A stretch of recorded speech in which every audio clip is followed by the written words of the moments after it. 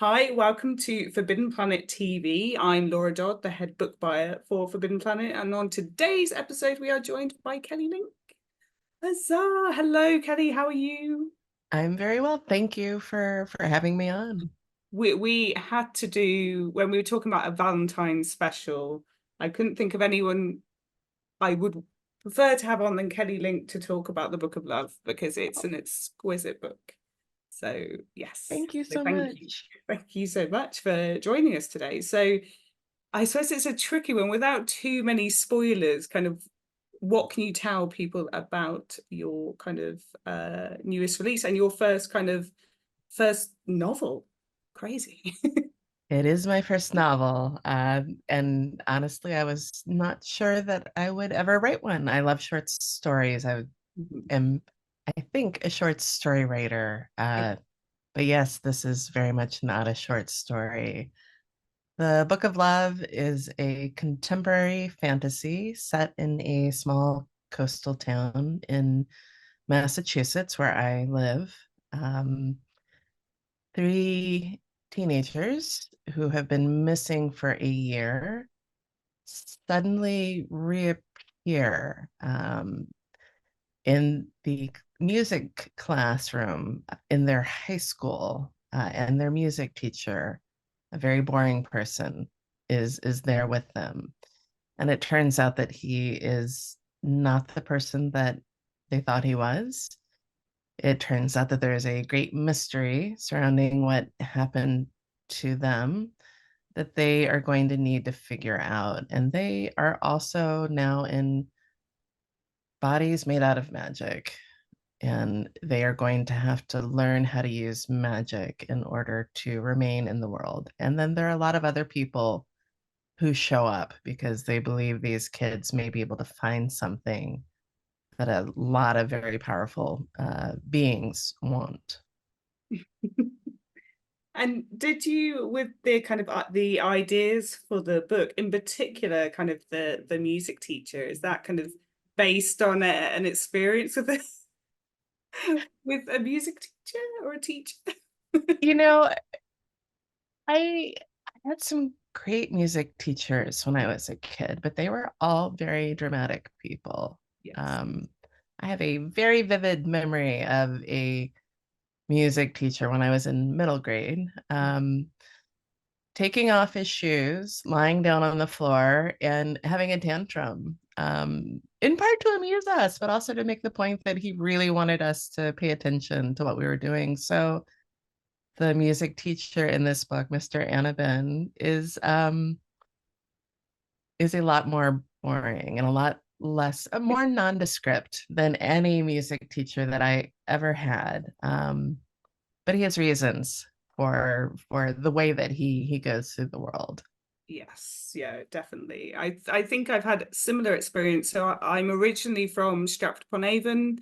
There were many drama teachers, many aspiring actors in the midst. So yes, we had some interesting tales of drama teachers being, yeah, very similar. Yeah. Yeah, definitely either you're going to embrace that or you're going to kind of go away from that entirely. So yes, yeah, very Yeah, formative. I think for part of it for me is I sometimes feel about people the way that I felt about apartment buildings when I lived in New York. That you go by these apartment buildings, that Mm, the what you see from the outside, there it's nondescript, it's very uniform. But I used to want so badly to be able to just walk into different apartments and see how people lived. And I think the way that some of us choose to go through the world, not calling attention to ourselves, or the way that when we meet people and we sort of think, well, that person doesn't really seem like they have much life to them, that people like that, everybody has complicated, rich interior lives. They have backstories that may contain a lot of drama, mhm, all of that. And one of the things that I love about fiction mhm. is the chance of seeing some of that interiority and seeing some of what makes somebody the way that they are and live the way that they choose to live. Mhm. And do you think that's why you kind of had obviously such kind of a rich history of kind of writing short stories, because you're able to kind of jump into all these different apartment buildings and different lives and kind of I think you're right. I think that I haven't thought about it that way, but one of the strange things about having a novel come out as opposed to a collection is the uniformity of the thing that you're putting out in the world. So I know if I put out a collection, not everybody is going to have the same feeling or respond in the same way to every single story. yes. So there's a variety, there's you can do different things with the tone or the mood or the feeling of the story. And novels contain lots of moments where you're maybe working in a different tone, or there's a part that is funny, or it feels explosive, or you're able to evoke, what a character is feeling when they're going through grief or something like that. But the overall effect is much more uniform. Mhm. And that to me is a little hard to wrap my head around. When I finished this, I was talking with friends who are writers. There are a bunch of writers that I often meet up with in work.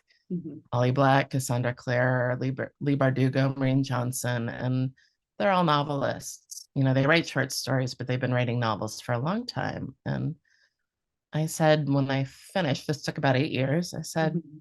I think I thought that I would have a bigger feeling when I was done. And instead, I feel kind of the way that I do when I write a short story, which is I've written something to the best of my ability for myself. I've sort of done some things that I badly wanted to do, but I feel that way when I finish a short story.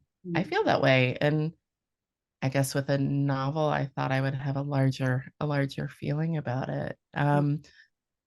And maybe it just takes longer to sink in with a novel. I don't know, but what they said was, that I mean, one, all feelings that writers have about their work are valid. Despair, hatred, brief flashes of feeling a kind of pleasure that you've pulled something off. But they one of the things that they said about the difference between novels and short stories is that short stories, you are, as a reader, you are in and out, and then you sort of move on to the next thing. And that with a novel, you are giving somebody a much broader piece of time to sort of hang out with a writer, basically. Yeah. And that the short stories, Lee Bardugo said, short story is like getting a little bit buzzed, and in a novel, you're really kind of getting drunk on what somebody does, if it's your kind of thing. Mhm. Yeah, definitely. And I found with the Book of Love, it's something that you can really kind of get lost in. Like you spend so much time there, and it was just really interesting because obviously your short stories are exquisite, but like you said, you can read one on the commute, or you read one before bed and it has an impact, but then you kind of move on to the next, and maybe you like that one more or less, whereas this, it kind of slowly built up. It was just, I just want to say how Oh, wonderful thank you. it was to read.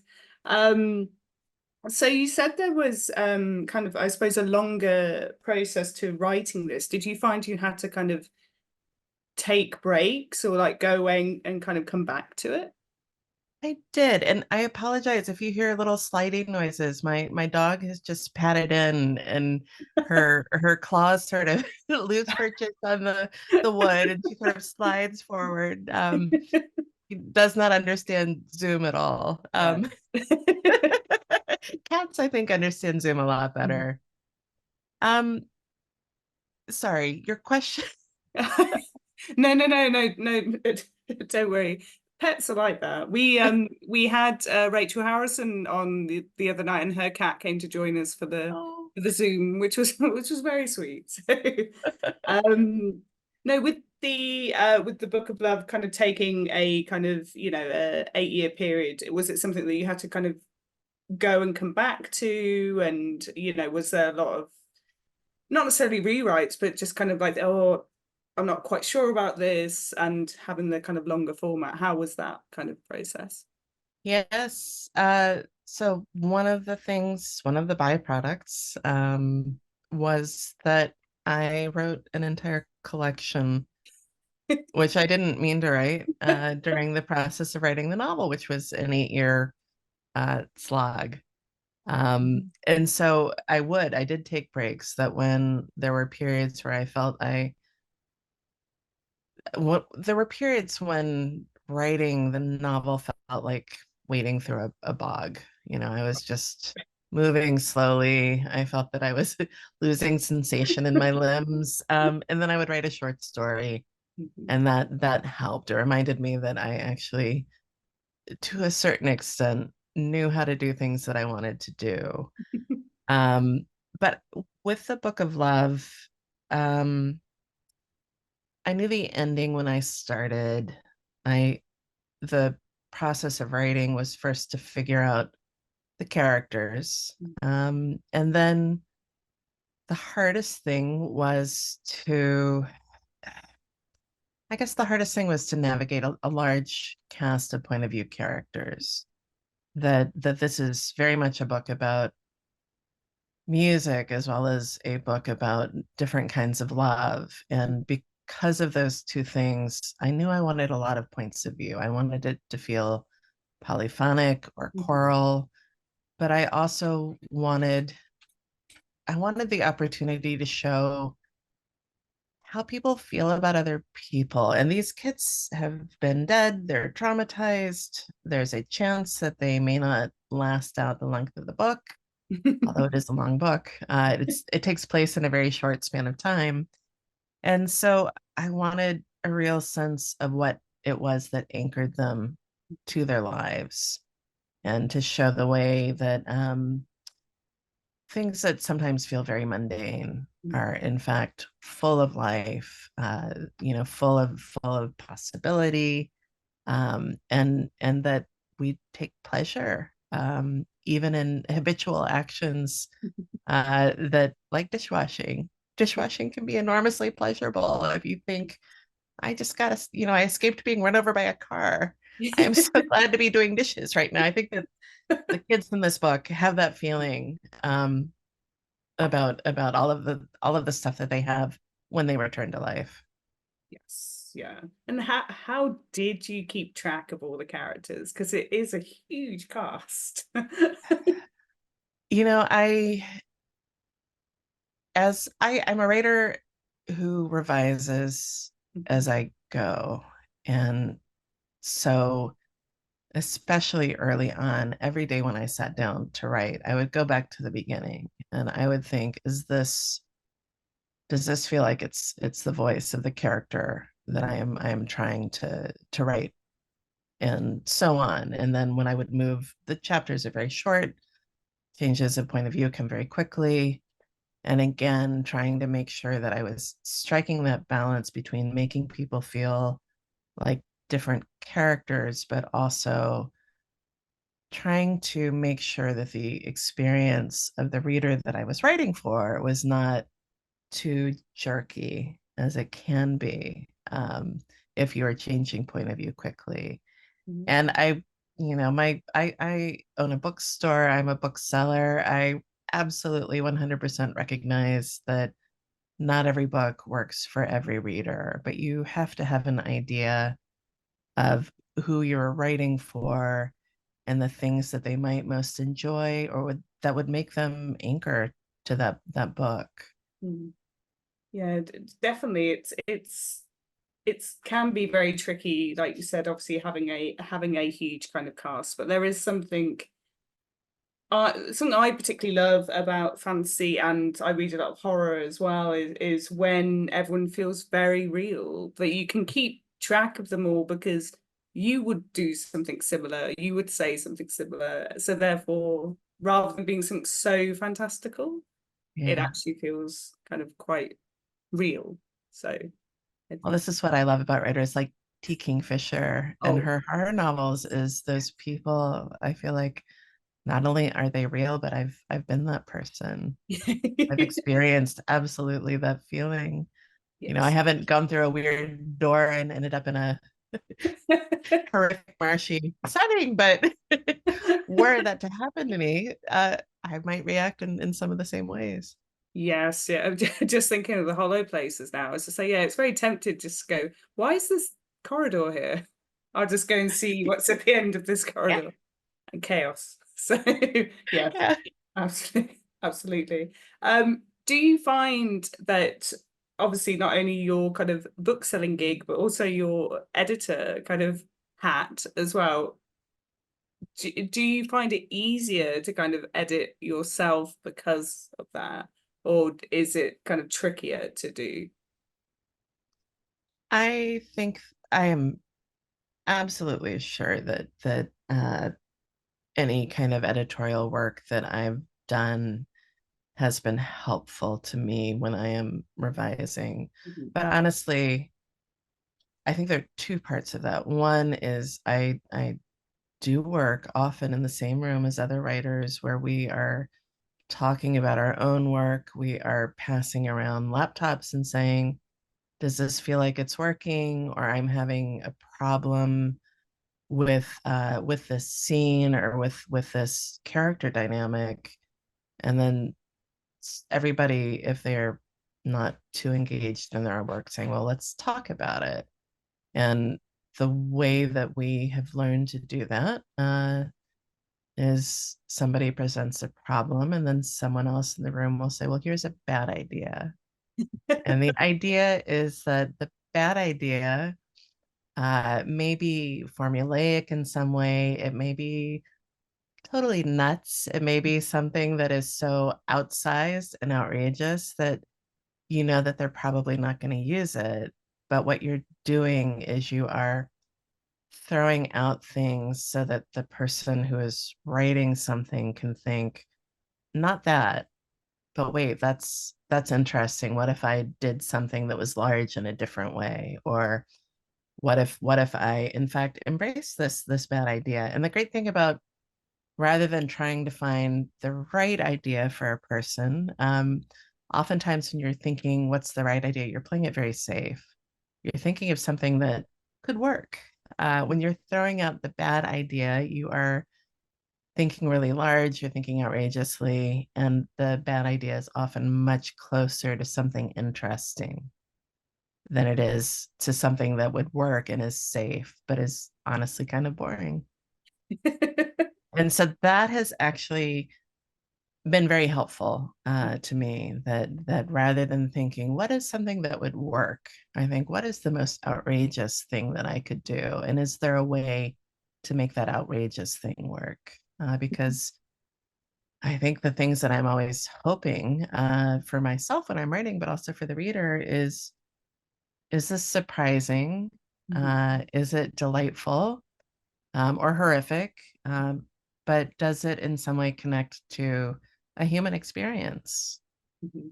And I think we are always interested in real people, or people who feel real, when something really outrageous or strange is happening to them.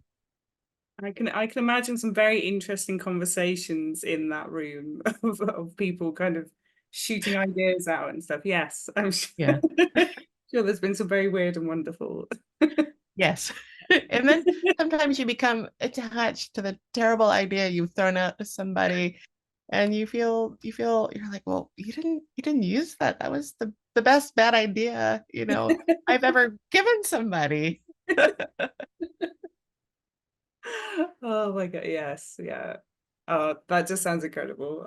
Yeah, I like the sound of that. I like when because there's a few authors I know in the UK, and we do a lot of events with, and a similar thing where they'll reenact kind of battle scenes for their fantasy novels, like in the middle of, Starbucks, and just kind of saying, right, if you stood there and you're that height and he's this height, can he stab you in the shoulder? Yes. Years ago, I was at a workshop, and there's a wonderful writer, Eileen Gunn, contemporaries with Gibson, with Howard Waldrop, in terms of career, and she was co-writing a story with someone else, and they were discussing a character who worked at a nuclear plant, and was now had accidentally become pregnant, and they were trying to decide, is she concerned about radiation? Is she going to keep the baby? Is she thinking that she should have an abortion? And a person at the table next to them said, "Look, I don't know this girl you're talking about, but she seems like a smart kid. I think you should let her make up her own mind." I thought they were talking the whole time about a real person, Oh like a my, smart oh, kid. yeah. You wouldn't want to correct them as well. That's the thing. Yeah. Just, oh, yeah, sure. Oh dear. So, coming back to the Book of Love, and we've obviously kind of touched on the music element. Lots of books now, quite often, an author will kind of talk about like playlists and different kind of songs and artists that have inspired them. Is there any particular artists or songs that have inspired the Book of Love? Yes.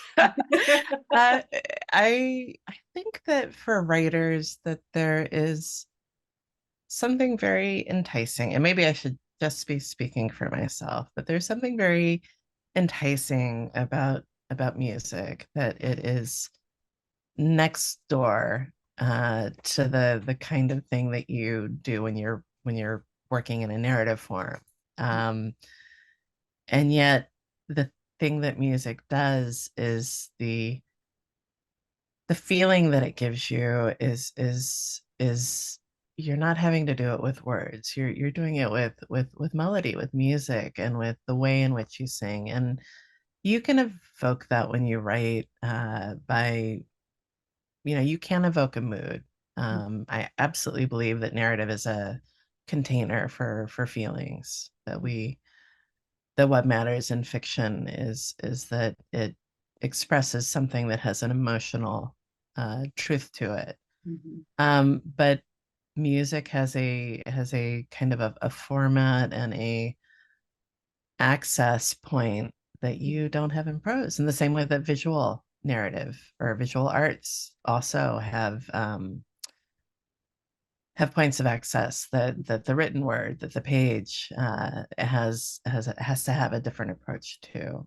But I think oftentimes the way that music makes the listener feel, whether or not they want to, as a writer, you think, man, that feels like magic. Mhm. But it also feels in some way like what all art tries to do. So it has a kind of I guess useful metaphorical weight uh, to the writer. But also, I'm a person who, when I write, I have headphones on. I am listening to music for the Book of Love. I had a playlist that I listened to over and over again, in part because it gave me access, a kind of easy access to the way that I was feeling when I was writing something and it was coming together. And so it would put me into the same headspace. And also because, like religion, although I think more so now because fewer people are religious now than used to be. I'm the daughter of a preacher, of a pastor. So this, I have a very complex set of thoughts and feelings about religion. But people do have personal relationships with music in a way that almost feels religious sometimes. Um, you can build your identity around music. You can be a fan of something, but also music is something that everybody makes. Music exists out in the world all of the time. We are, in the same way that we make patterns out of in the same way that we make patterns out of words or sentences. We are often making music or patterns of sound out of things that are not intended as music. We hear rhythm in things all of the time. We are hearing the rhythm of our own bodies. We're hearing the rhythm of the way that we speak or other people speak. And all of the characters in the book do have meaningful relationships with music. Mm, Um, but I like the fact that they have different relationships mm. with music, that they don't all have the same sort of connecting points to music. But yes, I do have playlists. Yeah. And there's a playlist up on Spotify for the Book of Love. There's a playlist up on Apple Music, and there are a lot of musicians on there who are part of my working playlist. There are bands. Weirdly, there are local bands. One of my all-time favorite bands is a band called Winter Pills. And when we moved to Northampton in Massachusetts, it turned out to be the same town that Winter Pills are based in.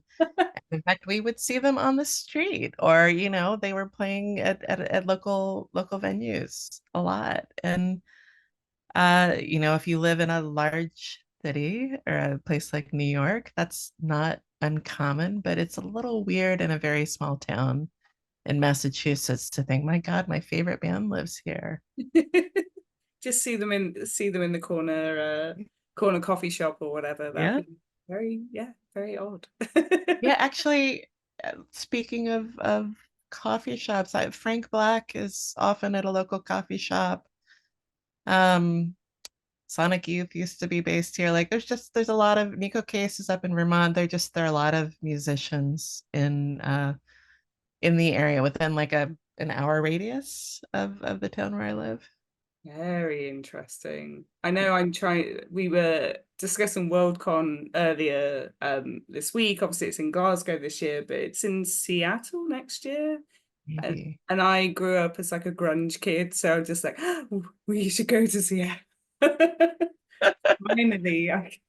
Oh yeah. Yeah. I mean, Seattle's a great city for so many reasons, but yeah. Coffee and good music.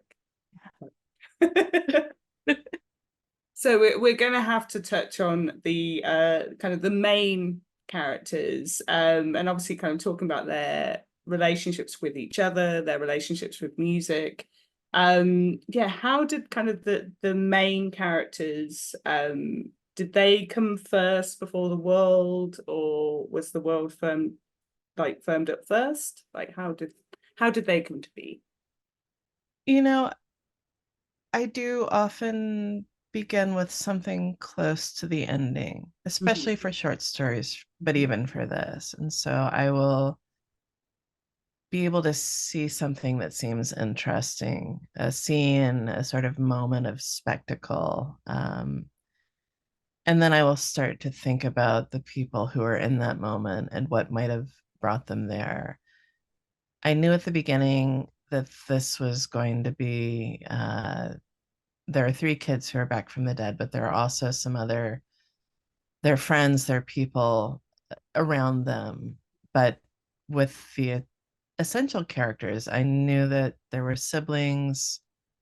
I knew that there were three people who had been part of a band together. I knew that there was another kid whose relationship to music was a little stranger. That he was thinking about more experimental music. That he was not yet at a place where he was sharing music with anybody.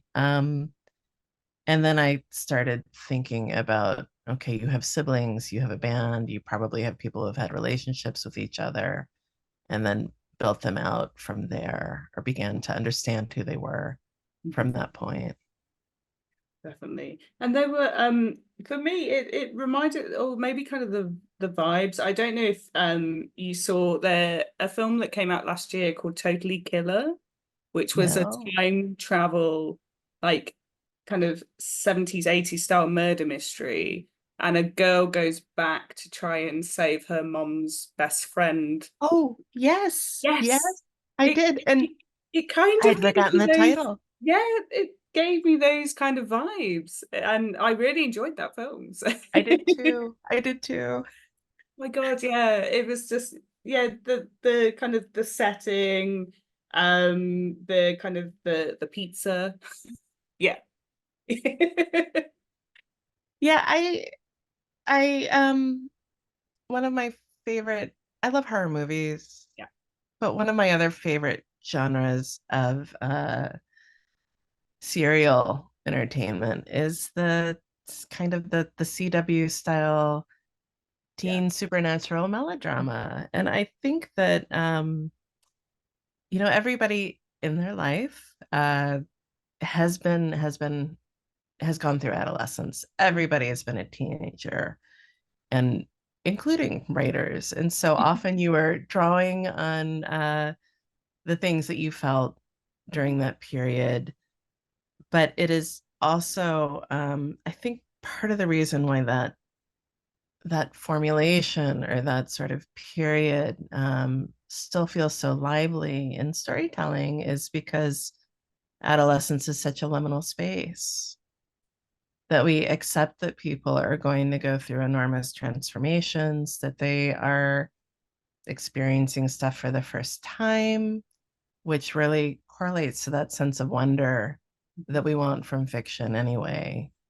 That they are raw in some ways, and characters who have a kind of rawness to them or kind of newness, and who are emotionally volatile are really interesting characters. And I think no matter how grown up you are, you still have those feelings.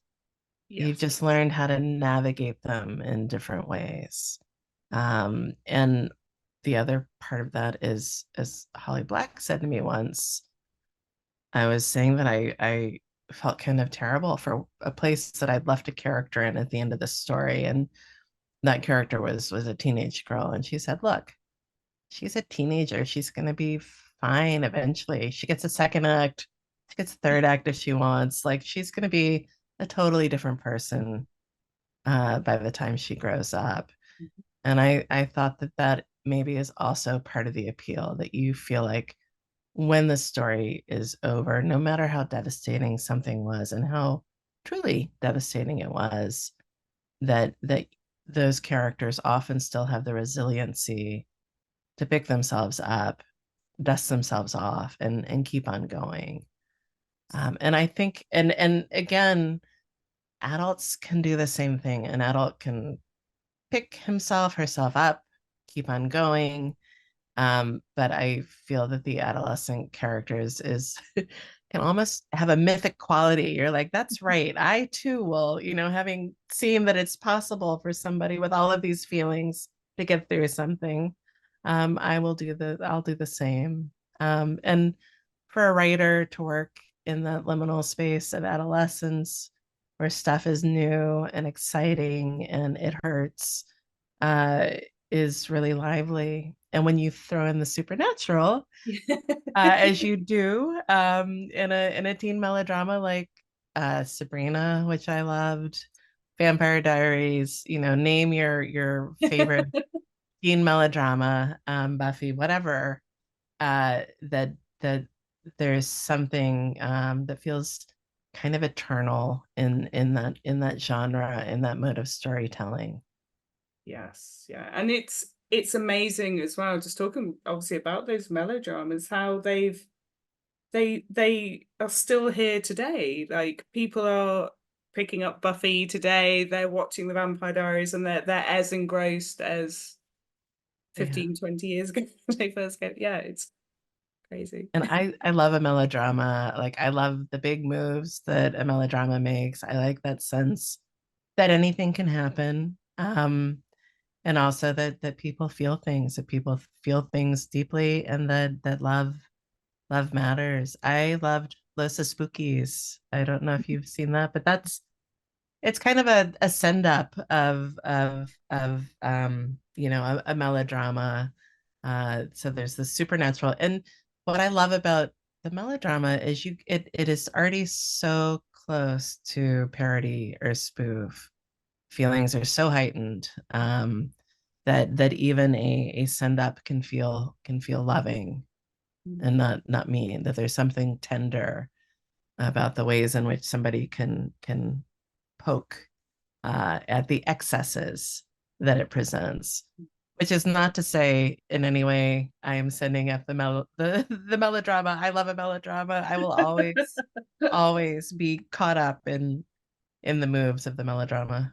Mhm.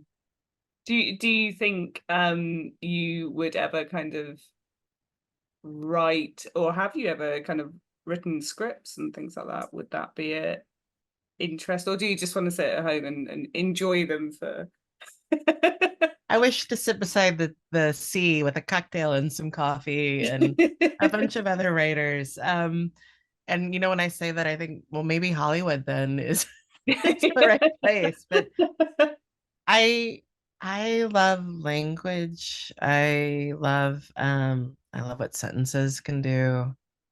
And I think that the strengths of visual storytelling, both comics and movies, television, that so much information is conveyed visually.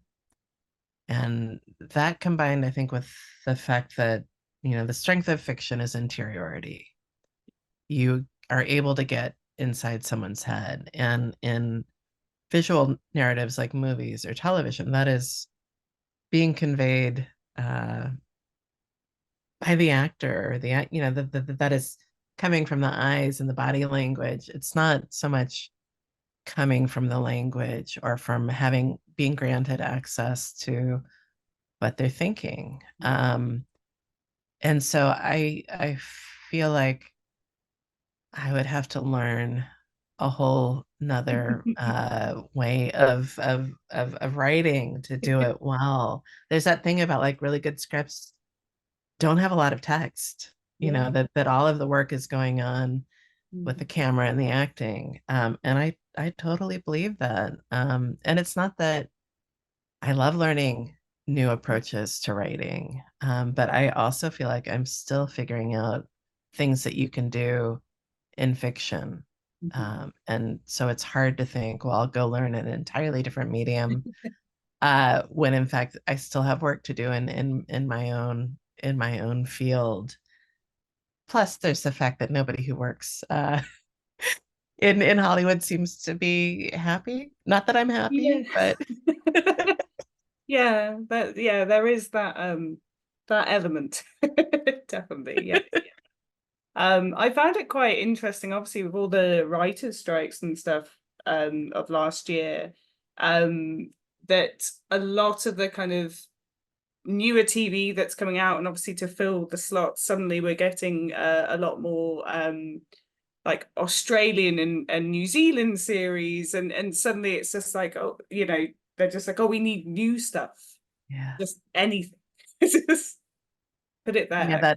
that Yeah. churn. Yes. Yeah, Right. over the course of the pandemic, I'm an 80s kid. My feeling is that cable is very fancy. And for people with a lot of money, like all my fanciest friends had MTV and things like that when I was growing up. And it was really bizarre to go over to somebody else's house and be able to put on something. And so even as an adult, we never had any kind of cable service that we paid for. And over the pandemic, I went nuts. I was like, I will subscribe to not only HBO, but I will subscribe to Shudder. We're gonna look at Criterion Channel. And then for about 2 years, I feel like we watched everything there was to watch. We kind of overloaded. Hmm. And now I'm feeling that drought, that like, well, where's all the new great stuff that, I'm so used to getting, which there still is in music. It's a kind of reminder that visual storytelling, movies, television, all of that, it's there's less stuff available. Hmm. Also, all the stuff disappearing drives is a thing that you watched, suddenly it's not anywhere at all. But it is a reminder of, I think, the strengths of music and of fiction, that there's so much good stuff out there. There are so many good books that I will never be able to read all of them. Whereas I truly believe that if I wanted to, I could probably watch all of the good bad TV. that has ever been available. Yeah, that's a achievable goal. I know what you mean with books. I always there's the constant pull of the books you feel you should have read, and then the new books. Yeah.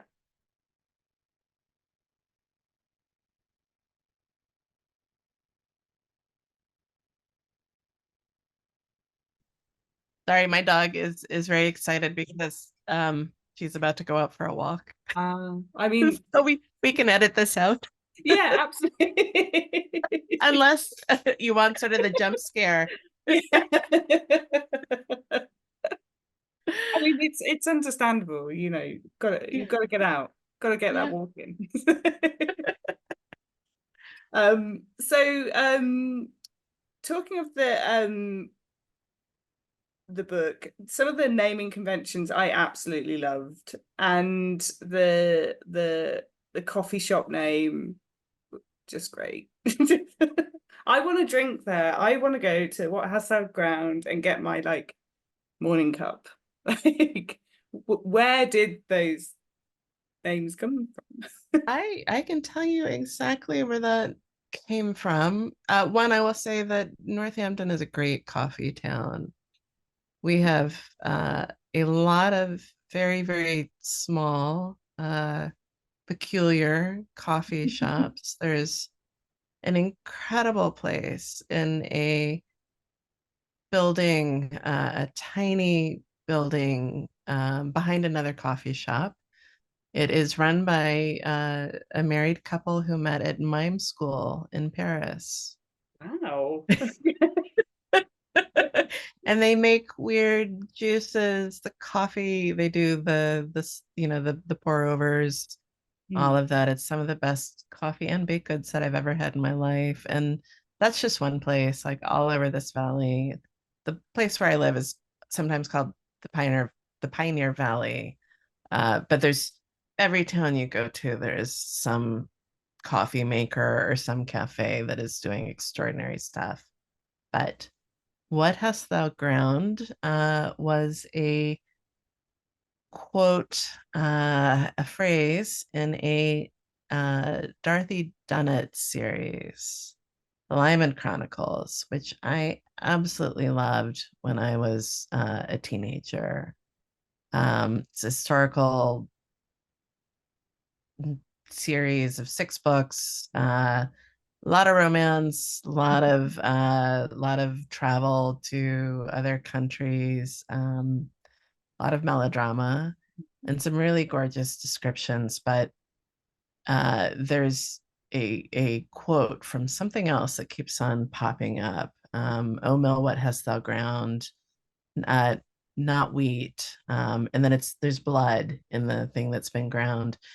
And this was pre-internet, so I had no idea what that quote was from. I could not track it down. And then in that, as it turns out, short, glorious window, when it was possible to find out information through Google, I did track it down at some point. It's a piece of poetry, but I loved that "What Hast Thou Ground," and I think that it haunted me. And I was thinking of this guy who opens up a coffee shop who is not really who is an eccentric, um, pessimistic person. And it to me felt like it felt like it suited him, that name.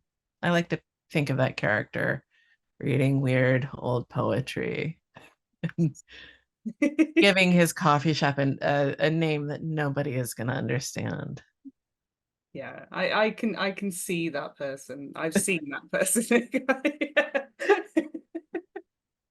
That was another thing that sprung up a lot from lockdown. There was suddenly a lot more independent coffee shops, which was obviously it's fantastic to see like all these kind of and they're still going as well. So you're just like, Oh, yes, it's great. Yeah. coffee for all.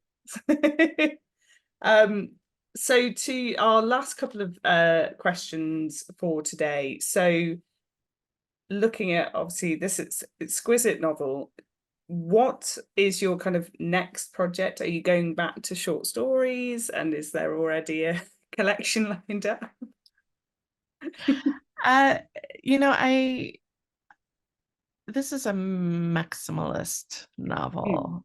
I think I moved from writing fairly maximalist short stories to a novel which required uh, a lot of pages to make it work, to do the things that I wanted to do.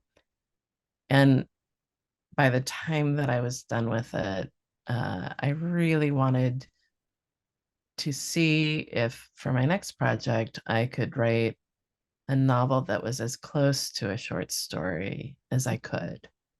There's a real, I feel so strange saying this when I've just written a 640-page book, but there's a real beauty to the 50,000 word novel. mm, And I have an idea for a ghost story, mhm, which I think I could make a very short novel, and it would be, I would want it to have the feeling of the really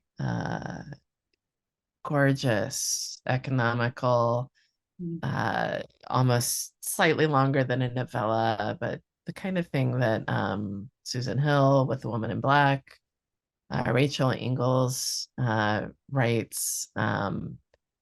I think ghost stories are suited to that length, that to sustain that feeling that a ghost story gives you is harder to pull off the longer the book gets. yes, So I yes. think that will be my next project. Oh, interesting. And they do the best ghost stories do stay with you, like way past when you. Yes, Yeah, it's yes, like a very concentrated perfume. You're like, yes. I don't know if I like that perfume, but it's never gonna leave me. Like they will bury me and I will still smell like that perfume. Oh, yeah, very much. And to finish off today, so bringing it back to kind of the idea of love. So can you tell us what you're currently reading or something you're looking forward to reading, and also your favorite quote unquote love story? Oh man. Yes, I can. Um, so I am right at this moment reading the newest novel by Edward Carey, Edith Haller, which is I've read kind of a review. monster story, and it's great. And the art is incredible. I just got to a new section which may be called She Comes, or she, and there's the face of a pencil sketch of the half face of a girl peeking out from the side of the page. And I held it away from me because it was kind of terrifying and I was about to go to bed. So the way that his art works with this story is incredibly powerful. And also I love his books anyway. There's something Mervyn Peake-ish about them. They're playful, they're often pretty surreal, but I'm reading that and I really love it. Um, and I am really looking forward to Lee Bardugo's next book, The Familiar, which I have read pieces of, and I love it so much. I cannot wait to see it out in the world, and I can't wait to finish reading the whole thing. It sounds yeah, I've got that to read. It sounds incredible. So yeah, there's this year already has been a bumper crop, but Yeah. yeah, it's there's so much coming out this year. Oh, yeah. Very, very exciting. And yeah, Edward Carey, I he came over once to the UK when I was still working in retail. So I used to work at Waterstones, and he came into our store to sign copies. And I said how much of a fan I was. And he actually drew me a picture because I was moving house. So I've still got it up, a lovely picture. So yeah, that was I like love cherished. that. That is so groovy. I loved during lockdown or during the pandemic when he was doing a drawing a day. And then Yes. that book of drawings was beautiful. Yeah.